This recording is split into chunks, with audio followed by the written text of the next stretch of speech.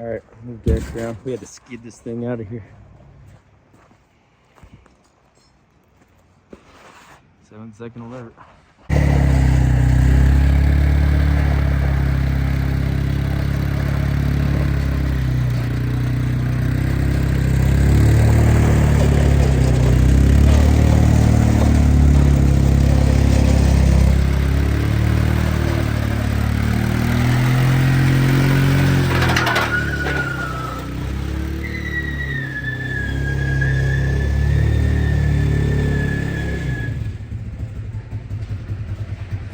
Nice. That was very difficult. Right, this wheel was locked up. You can see it skidded. Yep. No, charge front. I got moving and I wasn't stopping. Yeah. Half shaft has it bound up, maybe. Jack it up and Yeah. pull forward. Yep. We got it to pavement though. Yeah, once you got going, I was like, just go. Yeah, I just floored it. The four-wheeler was sitting there doing burnouts.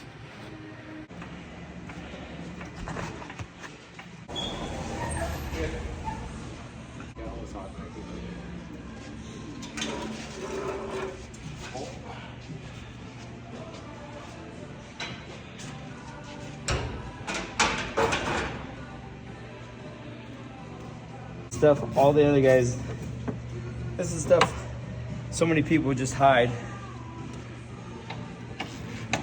We'll bring you the reality of life here. We got nothing to hide from anybody. We'll show you so everyone knows how to deal with the situation. Never seen anything like it. Hit the top.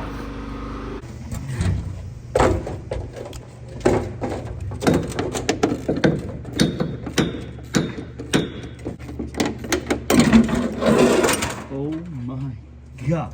What's all in there? Yeah. Come on out, we'll go up. Yeah. Wait till you see what I just saw. This is the most unbelievable thing I've ever seen. Ever. Holy shit. Holy shit. It is not where it belongs. Nothing's where it belongs. This axle's why it won't roll. Shane. Unbelievable.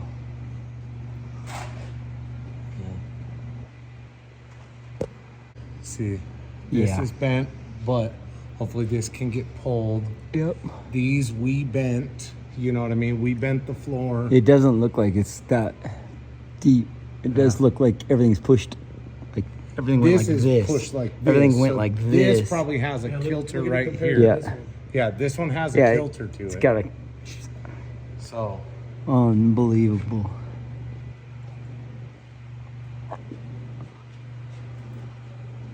Look, see? Didn't chuck any rods. Bearings are all still good. The bearings are all oh, they all move. See? They all Rods are move. good. Bearings all still good. Didn't break a rod. One piston's still up in here. It's a little loose piston wall clearance, and here's a piece of the sleeve. Yeah, that's why the piston wall's in there. Oh. Yeah, that's where it drug on the ground. Oh yeah, the pan too. Yeah, it's a hole through the catch pan.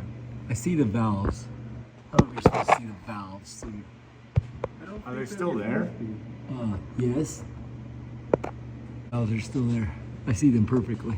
They're a little bent. Cylinder 3 is just hanging on for dear life. Yeah, they're a little bent. Look at that sleeve still. All the sleeves are still attached up there. It is. I have no words. I don't know, brother. The block let go. It's the block. 100%. 100%.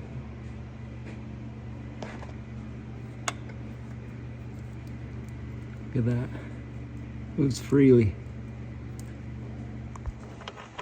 There you go, Steven. Yeah. You get the oil pump. The bolt's still good. We should hold on to that. I know, man. Both of them. These 210s survived. I honestly didn't realize how downhill the late plate is till now. It's very down. Yeah. All right, guys, welcome back to PFI Speed. We had one crazy, epic weekend over our World Cup finals.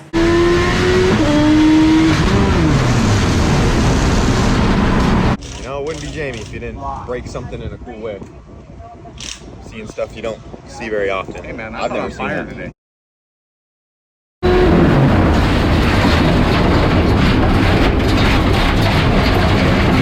What happened this weekend?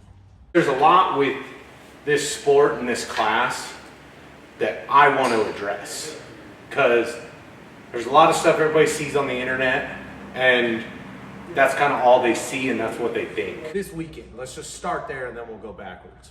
So we show up, we put a hot tune-up in it because we had problems at FL2K, turning it down and losing qualifiers. We threw a hot tune-up in it. It didn't go fast. Didn't break the engine. Got back, looked at it, oil pressure was real low. So we just pulled the engine, put another one in. We have another one. Put that in. Didn't have time to dig through that engine. Went out, made a hit with it turned down a little bit, not much, and it shook the tire and then it blew that motor. So we went back to the pits, we took apart the first engine. There's a lot of things with these cars. We had our program pretty dialed. We changed some stuff. We're always looking to evolve and get better. You always want the next step, more reliability. You want it to be faster and all that. So stuff doesn't just stay the same. You don't stay stagnant. Otherwise you fall behind. So we changed stuff. Well, we pulled out that motor apart and we found some problems. And a lot of stuff from the rest of the year made sense when we found those problems. After that, we put this engine in. So it was the last thing we had. We couldn't fix that first one. Those issues that were beyond fixing at the track, because we wanted to put that one back in because it was a GSR block. So we look at this engine. This is an LS. This engine didn't have those parts in it. So we put this in. We changed the transmission in case the input shaft was our harmonic, which we'd had the input shaft checked multiple times since we've had this issue this year. Put the other transmission in, and we tried turning the car down. We had no data this year from a good track with a good motor that didn't have harmonics through it. We really didn't have any data at that good air or anything. So we turned it down to what we thought would be conservative, but still get us in the field. You gotta think we had to run an 8.0 that pass. Yep. We went from, used to we had 5 qualifiers at World Cup. I understand why they switched us to 4, 100%. Get a round of eliminations done on Saturday. Totally understandable, needed to happen. Yep. Get everybody down to 16 car fields and then Sunday, worked great. We were done by 6 o'clock. Yep, it was awesome. As a promoter, that was the best decision he could have ever made. So then we go into Saturday, or no, it was Friday night. Friday night, with all the carnage that happened in our class and others, it wasn't just us. There was a lot of carnage in our class. So keep in mind that first pass, we didn't put any oil down. Yep. So we lost our second qualifier the first night. No big deal. So then we only had 3 qualifiers instead of the usual 5 and the expected 4. We put this engine in and we knew we had to run an 8.0 to be qualified. We were at 31 out of 32 at that point with the 8.2. This was an LS block. We know the block just can't hold as much. The webbing's different, the cast is different. They don't hold as much power. We didn't have the data. We pulled a bunch of power out, we thought. It wasn't enough. You look at the mile an hour, it made just as much power as the other stuff turned up at a good track. So it broke the crank right out of it. The mains are still torqued. The rods are all still attached to the crank. They spin. The bearings are all fine. We saw a couple things in the tune, but it's nothing to have catastrophically failed. Right. It was a block failure. Now, when that happened, it did lock up the front tires. When it locks up the front tires with the weight bias on these, you can't steer it. You're driving a wheelbarrow. You're just on the front tires, your steering does nothing. Got the parachute out, hit the wall, it was on fire, you know, the whole kit and caboodle. Got out, I was fine. That was my main concern. I just wanted to get out of there and be all right. Car, it's a little rough. It can be fixed. This class, you have to really push to be competitive in this class. There was a lot of guys breaking stuff. There's guys that have done this same breakage before. And the world thinks this is the first time this has ever happened. This has happened. Yeah. This has been happening for years. The technology of the turbos, the engine management systems, the fuel systems, all that stuff has gone really far. We're still using cast aluminum blocks that are 25, 30 years old. Yeah. We're beyond what a lot of them can do in technology. We need to change our race program up a little bit. You know, this is the other thing. Everybody just remembers when you break stuff and when you have a rough time. We're having a rough time right now. Me and the car have been fighting. There's been an issue. Big thing on our end, we lost our main track here. Yeah, we did. I haven't been able to test this car all year. We've gone to a couple of our events, but I'm working at the events. And we have it turned down. We turn it way down to where these problems don't show. Yep. It'll drive through these little problems, you know, and it doesn't show any problems, oil pressure, vibration, or anything like that. I'm working at those events. We're not turning the car up. We're not on kill. You know, if I make it to a final, I make it to a final. If I win, I win. If I lose, I lose. I'm just happy we're putting on the races and that these other guys are getting a race too. That's it. So I had no time to test this year. There was a lot changed engine-wise and everything with the car this year. FL2K was where I was trying to test that. We went to FL2K, was way conservative on the first tune. I told Brent not to come. The weather was looking bad. Yep. We had a lot of work that needed done. We were about to be gone for FL2K and World Cup and all that. We're not rich dudes. Yeah. We need work done. Yep. Weather wasn't looking good. I didn't think we were going to get the event done. I talked to a couple other people. They were having crew guys stay home. Yeah, we made the trip together. I mean, we talked on the phone for hours. I had my flight. Yeah, he drove Brittany and Aaron to the airport even. Yep. You know, had him stay home.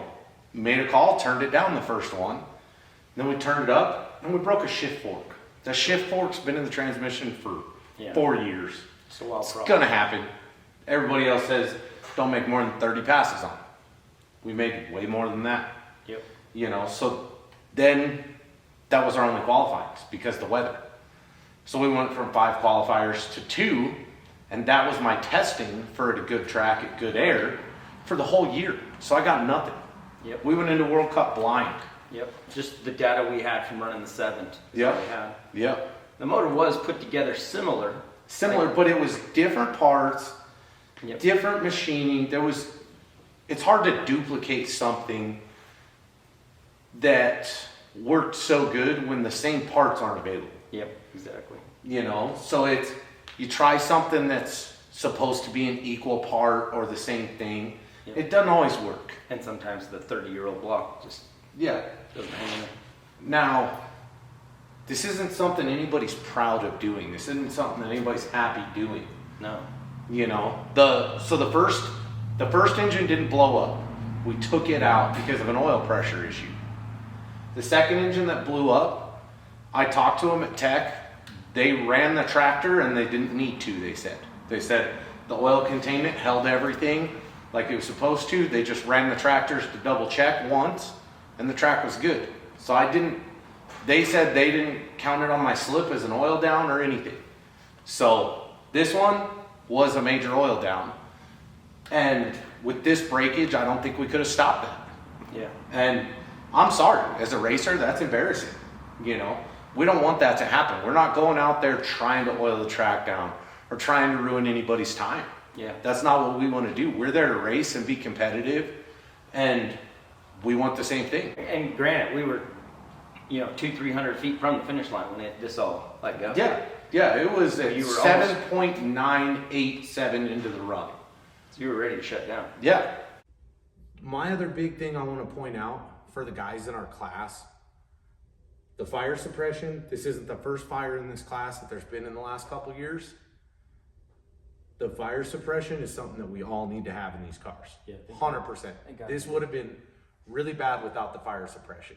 You know, walking through the pits, there's a lot of these cars don't have it. We need to take that into our hands, and we need to do that on all these cars. If you're running these kind of times or these events, we got to up our own safety. If tech's not going to make us, guys, you've seen your buddies get burned. You've seen these cars on fire. Put them in. It's $500 to $900. It's worth it. It's totally worth it. I'm fine. I singed the hairs on my face. That was it. That's because I didn't have my head sock on. I just got a head sock, put it in the car. It wasn't part of my routine. I screwed up. I thought the fire came through the boot at the steering shaft. I thought when we got the car painted, we didn't put the boot back in. Looking at it today and last night, the boot was there. It melted. Yes, so that's where there was some other holes in the firewall that need dealt with. That's my bad. You know, the car got put together and it was something I overlooked, you know. But that boot was there and it's just melted and gone. It melted right away. The whole outside of it's still there, frayed, fringed, toasted, cooked, just melted, you know. If you look back, we went 2 years of World Cup without breaking anything in the motor. We went 6 events last year without breaking an engine. Yep. It went a couple handfuls worth of 8.0s and a 7 and a bunch of 8.1s on the same engine without hurting it. We were just servicing the engine. You just put bearings in it. Now, you go back to bearings, and then we know how often we have to put keepers in it and exhaust valves. Like there's a service schedule on these. Yeah. You know, people think we're just out here throwing the beans at it and just killing it every time. No, this costs me a lot of money when this happens. This isn't something we're trying for. Yeah. If I can spend $900 on a set of rods and some bearings and some rings and service that stuff a lot, it saves this kind of money. It saves countless amounts of money. Yeah. And that's something, I have a spreadsheet in my computer, how many passes each of these parts have on it, when I bought them, where I bought them, all that stuff. We're not just out here being rookies throwing Hail Marys at it, you know. Stuff changes. We're trying to adapt our program to parts that are available and stuff. And it doesn't always work out. The big thing I'll say this for Brent on our channel, you'll see the real shit. Yeah, 100%. This is the real shit. This is what happens to everybody, but nobody shows nothing. This is really bad. This is bad. This is really bad. Yeah. I've had pictures in my phone sent to me for the last 4 days of guys cracking these blocks apart and breaking them. We're not the only ones. We just set the thing out on display. Everybody can see it. Yeah, we don't throw tarps over it. We don't hide it. We're a shop, but it helps if everybody sees this. You know, you have an engine shop that you build engines. You break an engine in your race car, you don't want to show it. I understand that. Yeah. But this is something, when guys are building cars, we have guys walk in the door all the time.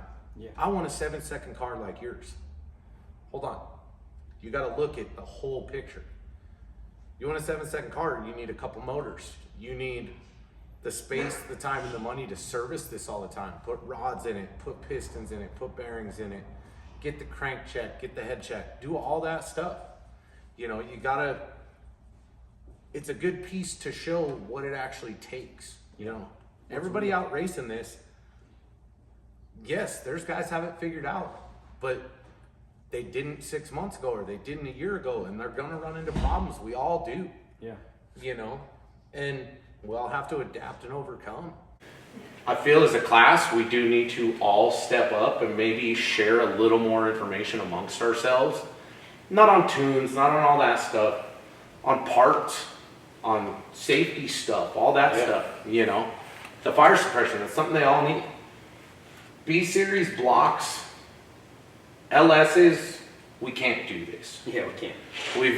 Wes has shown that. We've all seen it. And he's tried to epoxy the outside, inside. He's tried a lot of stuff to make them live as well. They break. They do. It's just what it is. GSR blocks, they live a lot longer doing this kind of stuff. But if you unload the car, you spin the tires down track. Shake tires. You shake the tires down low, you're going to break them. Yeah. A billet block, to me, this car will not go back together with the cast block. Yep. This car is going to go together with the billet block. That's not a save all. Everybody thinks, oh, you put a billet block in it, it's fixed. No. You can still hang rods out of it. You can still mount pistons. You can still blow head gaskets. You can still do all that stuff. You can still dump valves in it. You can still do all of that stuff. To me, the billet block will do a better job safety-wise of holding the crank where it belongs. Yep. That's the biggest problem that happened here. The crank left where it belongs, it's attached to the transmission, and it locked the car up. Yep. And it lit everything on fire because there's oil with fuel and all that stuff right there that blows right onto this hot turbo manifold. It lights on fire. Lit right up. There's a reason I have my visor all the way down now. Seen guys on fire. And that's a problem I always had. It's because He doesn't, so he doesn't, you guys can look in our videos. He takes his visors off a lot of the times. Yep. I get texts from our really close friends that Yep. race all the time. Mark, Yeah. he texts me every time he sees I a get video shit of all Brent the time. driving for not having his visor on. And I'll never not have a visor now. And I'll never not have fire suppression. And that's Just in this one something, moment. that's the first thing Mark asked me when I walked over and talked to him after the wreck. Yeah. Is Brent gonna have a visor on now? Yeah. Vic came over and talked to me, Vic from Bradenton. He talked about skirted helmet. He's got fresh air in his helmet and everything. After breathing in the fire suppression, I don't see that being a bad thing. Is it $1,500 for the helmet? Yes. Is it worth me saving up a little money, maybe skipping one race and getting the helmet before I race? Yeah, 100%. Because at the end of the day, I want to come back here and work on cars. I want to go home. I want to see my wife. I want to see my kid. Yeah. I don't want to be crispy. I want to be able to keep living and keep working. I've been very frustrated looking at all the stuff online. The internet just The got- past week. Especially you drove all the way back from Maryland. Yeah. On your own. Yeah, it's on. Yes, there is a problem. Yes, these cars are oiling down. I'm gonna work on my containment device a lot more. Yeah, you're talking 400 horsepower per cylinder. Yeah, On a cast. yeah. And I've You seen know- people online say, "Oh, here's the excuse: 400 horsepower per cylinder." It is. Yeah. It's minimum 300 to 400 horsepower per cylinder. You look at Cletus's car, Mullet. Yeah. It's got an aftermarket big block. Yep. Things say it makes 2,000 horsepower. What's that rough math? 275. Yeah. 275 a hole. Do it by cubic inches. Yeah. This is 10 times worse. Silly. 10 times worse. It's rough seeing everybody hate so much on it because they see the little piece. As a whole, we all need to get better. I took this as a lesson and I'm gonna work harder. It's not gonna stop me. I'm gonna work harder. I'm gonna get better. And this isn't gonna stop me from doing this. Everybody talking crap online about X front wheel drive and the oil downs. It's not gonna stop me from doing it. It's gonna make me try and do better. Yeah. I mean, our goal going into this years ago was to find reliability, and we're still. Yeah. We are so searching. And for we that. were close. And then it was, Yeah. hey, those parts aren't available. Let's try this other stuff. Yeah. And it's, stuff happens. Step backwards. Yeah, stuff happens. If racing was easy, everybody'd do it. There's 40 people that have gone sevens in these. Yeah. There's 40 of us. That's wild. It's crazy. That's a lot, but it's not a lot. There's 40 people that have done it. That shows it's hard. Yeah. There's a big difference between a 790 and an 80 and an 820 to an 850. An 820 to an 850, you can throw an LS block in it and do it all day long. Yep. Won't hurt it, car will be reliable, have a good service schedule. Going from that 820 to a 790, 80, it's a big jump. To me, the turbo isn't just the fix-all. Everybody's talking about the 62 and the 64. It's not the fix-all. No. Would it slow the class down some? Yes. There's one team out there Yeah. killing it with this turbo. The 64. They're working their ass off on the 64. It was 780 Yeah. on a 64 with some nitrous. They're killing it. I can't confirm this, but to me it sounded like it got hurt on the last pass too. Did it oil down? No. It didn't oil down. It did get hurt. But that's one team for a year that's been Putting together a program. going hard on that car. Yep. And they got it figured out. Put everybody else on that turbo, you're still going to have the breakage because we're going to run into back pressure issues and all that stuff. Yeah, it just opens up a different can. It just, you just move on to a different set of problems. There's no big, easy answer on how to fix the class and fix the carnage and just slow it down or leave it where it's at and change parts rules. To me, I'm not going to run it without a billet block. Maybe in testing, turn down, I'd put a cast block in it to short track it, but I'm not going to run a cast block in it anymore. Yeah, we wouldn't have all this if we No, had it. no, none of this. This wouldn't have happened. Yeah. We might have broke it. We would have broke it, Or it wouldn't have been a fire, it wouldn't have been Yeah. all the craziness. The guys that are on YouTube and showing you everything, they're the guys just pouring it out for you. There's other people going through the same stuff. Yeah, and we all do it. We show, so there can be improvements. Yeah. There can be some real stuff. There's, If no one's not showing anything, then how does it get better? yeah, You're just gonna figure it out yourself and hide it? yeah. Come on, you want everybody to be reliable. That's what we're after. We need side-by-side races. We need 2 cars making it down. And that happened 2 or 3 times in eliminations. Yeah. As a class, even if you have your car together and you didn't break it and all that shit, you still didn't make it down the track next to somebody. Yeah. You know, as a whole, we all need to get better. Yeah. I'm not calling anybody out or saying, because I suck just as bad as everybody this weekend. Worse. You know, I walked through the pits and I talked to some of my friends that they're having engine problems too. And they're just by themselves at the end of the track, changing motors and changing stuff and struggling, and they're beat down a little bit. Yeah. Go down there and talk to them and they're, holy shit, you're having the same problems as me. I'm having those same kind of issues. Oh wow, what'd you do to solve that? If we all, you know, you don't know that guy's sitting by himself down at the end of the track having issues. He doesn't know what's going on up here with the other guys. He doesn't know if Joe Blow found a solution over here and he's got to change one thing that'll take him 10 minutes and $100 and it solves his whole race program. Yeah. You know? You always think you're alone and the only one doing it because nobody's saying it. Well, we're over here saying it. Yeah. And we're just being, we want to be open with everything. Yeah. I mean, we prefer it because again, we can all learn from these things and make the class better. Because this, Yeah. again, goes back to where I said, we want to make the class reliable.